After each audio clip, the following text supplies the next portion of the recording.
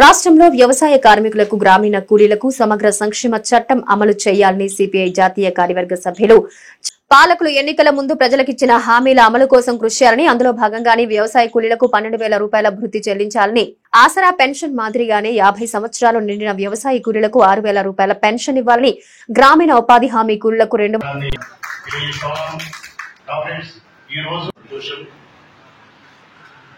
వ్యవసాయ కార్మిక సంఘం గత 5 సంవత్సరాల క్రితం రాష్ట్ర మహాసభగా వేములవాడలో నిర్వహించుకున్నాం.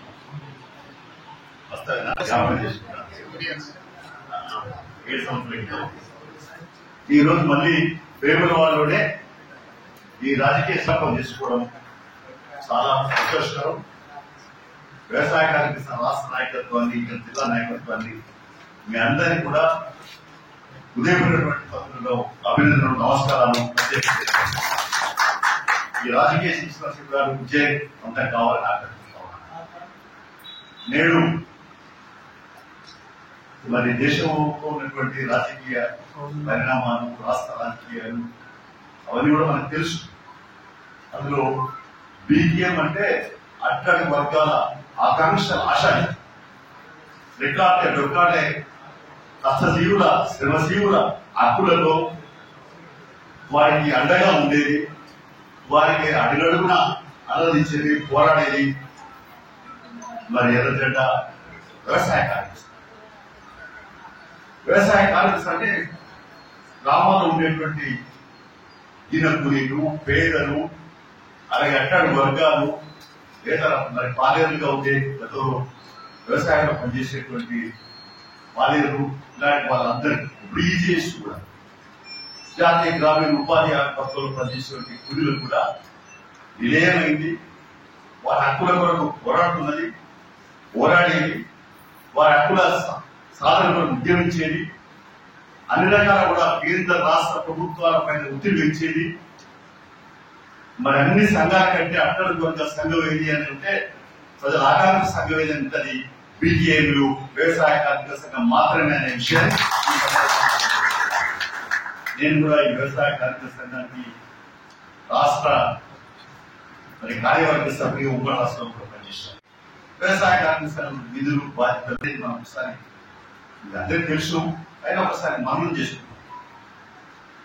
అందులో వ్యవసాయ కార్మికులు, కూలీలకు సంబంధించిన అంశాన్ని మనం ప్రజాస్వామ్య దేశం, రాజ్యాంగం ఏం చెప్తాం, పాలకులు మారుతా ఉన్నారు, రంగురంగుల జెండాలతో, కొత్త కొత్త నినాదాలతో అధికారులకు వస్తూ ఉన్నారు. మాటలు బ్రహ్మాండంగా అలచతో స్వర్గం తీస్తూ ఉన్న మాటలు అమలు శూన్యంగా ఉంటున్నటువంటి పరిస్థితి. స్వాతంత్రం వచ్చి 77 సంవత్సరాలు దాటినా ఇప్పటికీ ఇంకా పేదరికం పోలే. ఎలా చెప్తున్నారు పేదరికం పోలేదని? ఎందుకు చెప్పాల్సి వస్తుంది? ఇవాళ పాలకులే పేదరికాన్ని పెంచి పోషిస్తున్నారు. ఇవాళ శ్రమకు తగ్గ ఫలితం కావాలని మనవాడితే నీకేదో ఉపశమనం ఇంత పెంచరిద్దాం, లేకుంటే నీకు ఇంత ఓ ఇల్లు ఇస్తాం, లేకుంటే ఇళ్ళ స్థలం ఇంట్లో లేకుండా ఇల్లు ఇస్తాం అని చెప్తాం. అది కూడా ఇవ్వట్లేదు. డాక్టర్ బిఆర్ అంబేద్కర్ రాసిన రాజ్యాంగం మన వ్యవసాయ కార్మికులకు అక్షరాల వర్తిస్తుంది, పేదలకు అక్షరాల వర్తిస్తుంది, దారిద్ర్యం దిగున్నటువంటి బడుగు బలైన వర్గాలకు అక్షరాల వర్తిస్తుంది. ఏంటి ఆయన రాష్ట్ర ప్రధానంగా ఆయన ప్రవేశపెట్టుకుని ఏం చెప్పాడు, పౌరకుల గురించి ఏం చెప్పాడు, మనకు ఉన్నటువంటి మరి సామాజిక ఆర్థిక స్థితిగతుల గురించి ఏం చెప్పాడు, ఈ దేశంలో ఉన్నటువంటి సకల జనులు సుఖపడాలంటే, మరి అందరూ కలిసి ఉండాలంటే భిన్నత్వం, ఏకత్వం చెప్పాడు.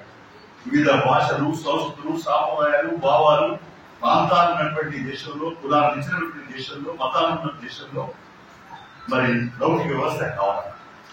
అందులో పేదలకి కూడు, గుడ్డ, నీడ, విద్య, వైద్య సౌకర్యాలు కల్పించాలన్నాడు. అదే నిజమైన ప్రభుత్వం చెప్పాడు. ఏమైంది? వాళ్ళ పాలకులు మారుతా ఉన్నారు. కొత్త విషయం, కొత్త మరి పద్ధతులలో ఆకర్షణీయంగానే ఇందాక చెప్పినట్టుగా అలసటతో స్వర్గం ఇచ్చి కొత్త కొత్త పథకాలు పెట్టి మాయా గాయం చేస్తా ఉన్నారు. మాయ చేస్తా ఉన్నారు, మభ్య పెడతా ఉన్నారు, మోసం చేస్తా ఉన్నారు, ఓట్లు వేయించుకున్నంత దగా చేస్తా ఉన్నారు. దీన్ని మనం పసిగట్టాలి, గుర్తించాలి, కనిపెట్టాలా. ఇప్పుడు మనం ఏం చేయాల్సి వస్తుంది? ఇండస్ట్రీలు అయ్యకపోతే నిజంగా చెప్పాలంటే అప్పుడప్పుడు కళ్ళలో నీళ్ళు తింటూ ఉంటాయి. ఏమిటి?